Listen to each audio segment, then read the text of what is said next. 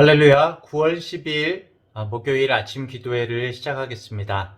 오늘도 주님 안에서 말씀으로 힘찬 하루 되시기를 바랍니다. 오늘 말씀은 창세기 42장 18절부터 38절까지의 말씀입니다. 제가 낭독하도록 하겠습니다. 사흘 만에 요셉이 그들에게 이르되 나는 하나님을 경외하노니 너희는 이같이 하여 생명을 보전하라. 너희가 확실한 자들이면 너희 형제 중 한 사람만 그 옥에 갇히게 하고 너희는 곡식을 가지고 가서 너희 집안에 굶주림을 구하고 너희 막내 아우를 내게로 데리고 오라. 그러면 너희 말이 진실함이 되고 너희가 죽지 아니하리라 하니 그들이 그대로 하니라. 그들이 서로 말하되 우리가 아우의 일로 말미암아 범죄하였도다. 그가 우리에게 애걸할 때에 그 마음의 괴로움을 보고도 듣지 아니하였으므로 이 괴로움이 우리에게 임하도다.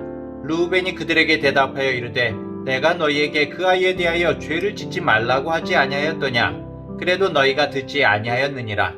그러므로 그의 핏값을 치르게 되었도다 하니 그들 사이에 통역을 세웠으므로 그들은 요셉이 듣는 줄을 알지 못하였더라. 요셉이 그들을 떠나가서 울고 다시 돌아와서 그들과 말하다가 그들 중에서 시므온을 끌어내어 그들의 눈앞에서 결박하고 명하여 곡물을 그 그릇에 채우게 하고 각 사람의 돈은 그의 자루에 도로 넣게 하고 또 길 양식을 그들에게 주게 하니 그대로 행하였더라. 그들이 곡식을 나귀에 싣고 그곳을 떠났더니 한 사람이 여관에서 나귀에게 먹이를 주려고 자루를 풀고 본즉 그 돈이 자루 아귀에 있는지라. 그가 그 형제에게 말하되 내 돈을 도로 넣었도다. 보라, 자루 속에 있도다.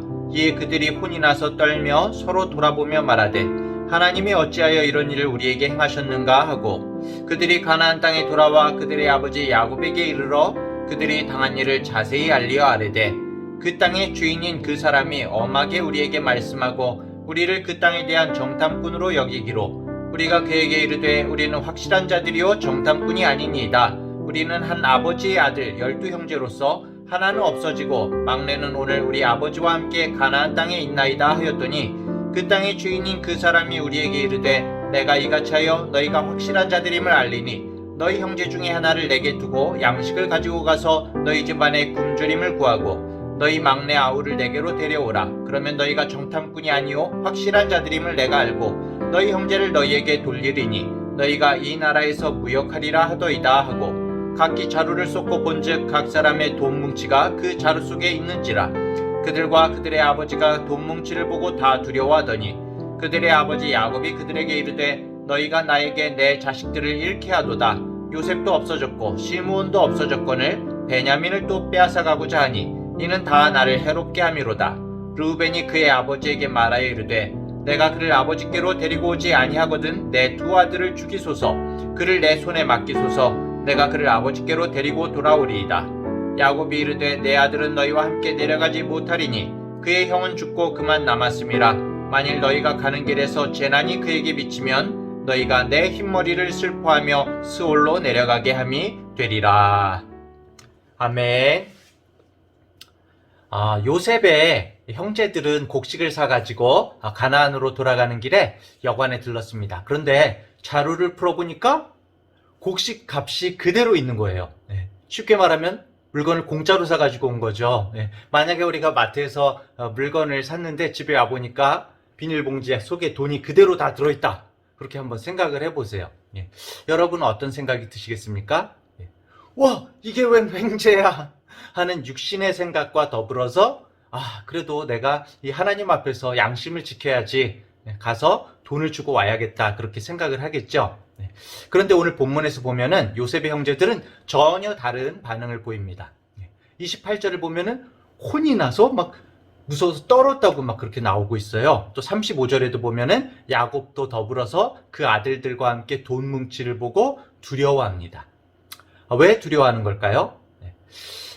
요셉의 형들이 애굽에 가져간 돈은 굉장히 큰 돈이었을 거예요. 나중에 이제 46장으로 넘어가서 보면은 야곱이 식구들을 데리고 애굽으로 가는데 그때 요셉의 두 아들들까지 합쳐가지고 70명 정도가 이제 애굽으로 내려가거든요. 요셉의 형들이 한꺼번에 다 같이 움직인 것도 다 같이 양식을 사러 간 게 이 가족만 거의 70여 명에 달하는데, 그쵸? 그 양식을 굉장히 많이 사와야 되거든요. 그것도 하루나 이틀 먹을 정도가 아니잖아요. 그 정도 사러 그 먼 길, 400km, 600km 되는 길을 가는 게 아니지 않습니까? 그래서 운반할 수 있을 만큼 최대한 많이 사가지고 와야 되는 거죠.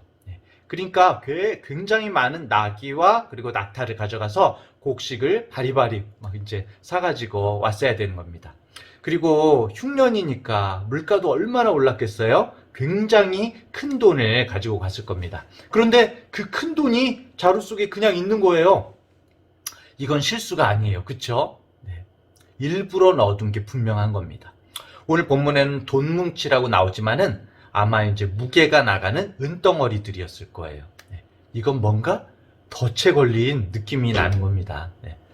또 요셉의 형들이 다시 애굽에 다시 갈 일이 없으면 상관이 없는데, 그런데 지금 시므온이 거기 잡혀 있잖아요. 그리고 기근이 심하기 때문에 양식은 곧 떨어지게 됩니다. 그런데 양식을 구할 수 있는 곳이 애굽밖에 없으니까요. 요셉의 형들은 무조건 다시 애굽으로 돌아가야 되는 거죠. 그런데 요셉의 형들이 애굽에서 나올 때 마지막으로 그 드라마 마지막에 딱 끝나는 장면 있잖아요. 그 광경이 어떤 광경입니까? 24절에 보면 시므온이 눈앞에서 형님들 뭐 동생들아 그러면서 딱 이렇게 눈앞에서 묶이는 걸 보고 떠나왔거든요. 이건 뭔가 덫이야, 덫. 죄를 뒤집어 씌우려고 그러는 거야. 그런 생각을 할 수밖에 없겠죠. 그래서 아마 두려움을 느꼈을 것입니다. 그런데 성도 여러분, 요셉이 정말 형들이 두려워하라고 돈을 넣어뒀나요? 오늘 본문은 아니지만은 나중에 43장으로 넘어가서 보면은 그가 이르되 이제 요셉이 형들이 다시 돌아왔을 때 너희는 안심하라 두려워하지 말라 너희 하나님 너희 아버지의 하나님이 재물을 너희 자루에 넣어 너희에게 주신 것이니라 너희 돈은 내가 이미 받았느니라 하고 시므온을 그들에게로 다시 이끌어내고 이렇게 나오고 있거든요. 하나님이 재물을 너희에게 주신 것이다 라고 그렇게 말을 합니다. 나중에 여러분 47장에 이르게 되면은 이 기근이 너무 길어지니까 어떻게 됩니까? 온 애굽과 전역에 있는 사람들이 땅 팔고 집 팔고 뭐 재산을 다 팔아서 양식을 사고 나중에는 양식은 없는데 뭐 돈이 다 떨어지니까요. 나를 자신을 종으로 막 사달라고 막 그러는 모습들까지 나오게 됩니다.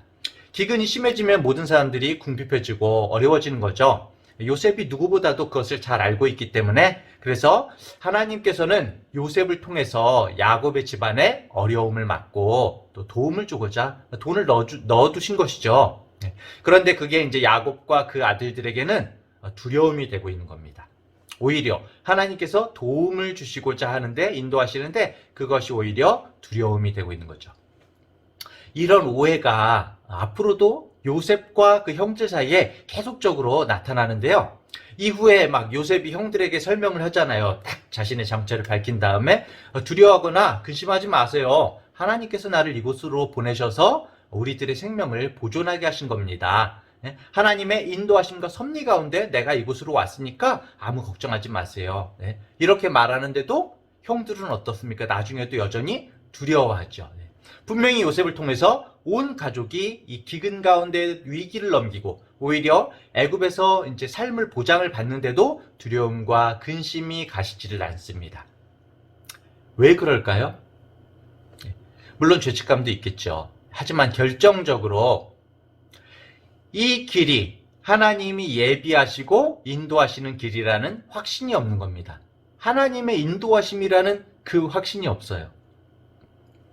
자기들의 그 죄와 현실에 대한 염려와 걱정과 두려움 때문에 하나님이 보이지가 않는 거죠. 그래서 돈뭉치가 자루에 다시 들어가 있는 것이 하나님께서 도우시는 손길임을 깨닫지 못하고 있는 거죠.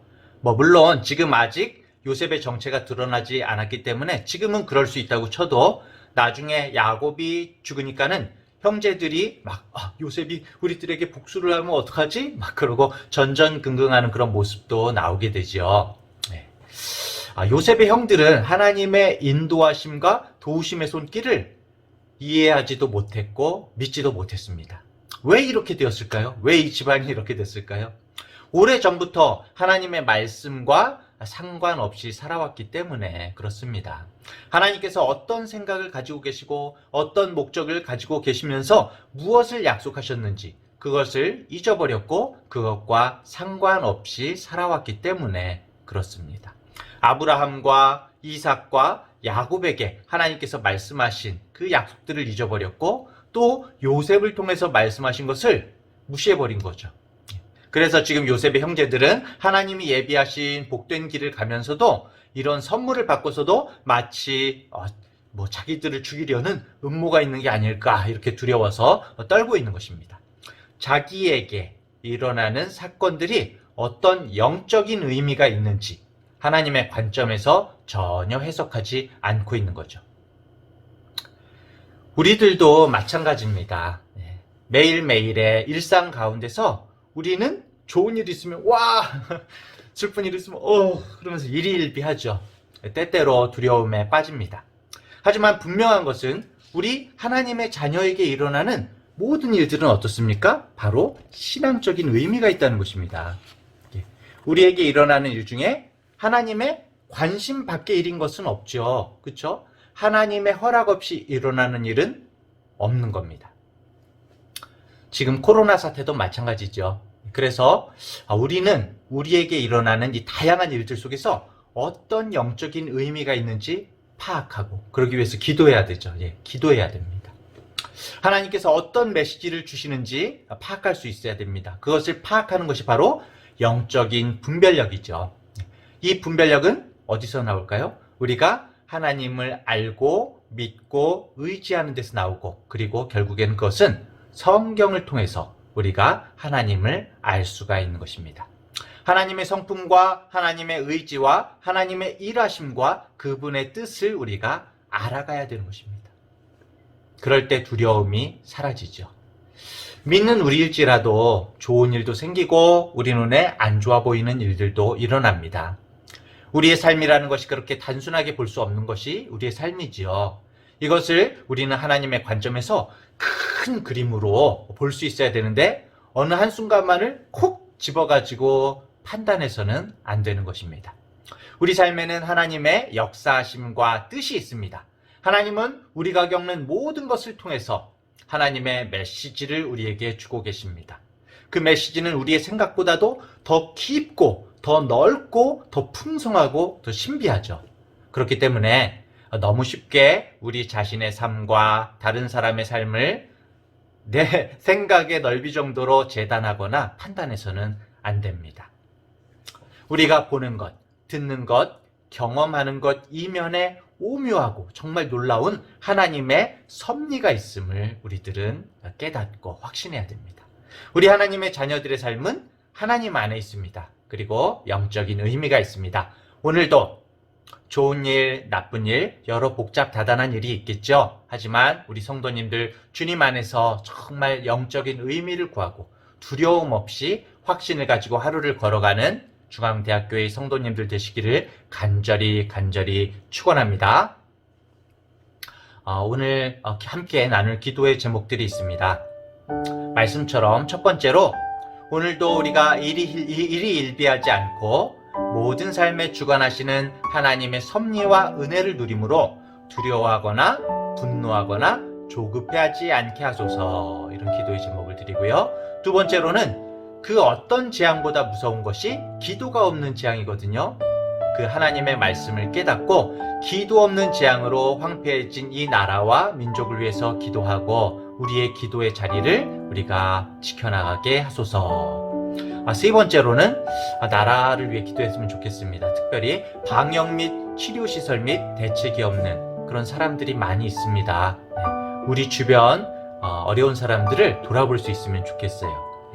나그네와 고아를 사랑하신 주님의 마음으로 약한 우리 이웃들을 돌아보는 우리가 되게 하소서, 이렇게 기도했으면 좋겠습니다. 오늘 제가 먼저 기도하고 다 함께 기도하고 하루를 시작하도록 하겠습니다. 하나님 아버지, 우리의 삶을 다양한 모습과 현상으로 이끄시고 돌보시고 간섭하시는 주님을 바라봅니다. 때때로 그 주님의 손길을 잊어버리고 두려워하고 조급해할 때가 얼마나 많은지요. 주님, 우리에게 바른 분별력을 허락하여 주시고 오늘도 두려움이 아닌 믿음의 길을 걸어갈 수 있도록 성령께서 붙들어 주시고 확신을 더해 주시옵소서. 우리들 항상 영적으로 깨어있기를 원합니다. 불안하고 두려운 인생이 아닌 주님의 말씀과 성령의 확신으로 어려움 가운데에도 기쁨과 평안이 있는 그런 삶을 살 수 있도록 주여 붙들어 주시옵소서. 날마다 정말 우리의 시선을 표대 되시는 예수 그리스도께 두고 한 걸음 한 걸음 나아갈 수 있도록 인도하여 주시옵소서. 참 자유와 평안을 주시는 우리 주 예수님의 이름으로 기도합니다. 아멘.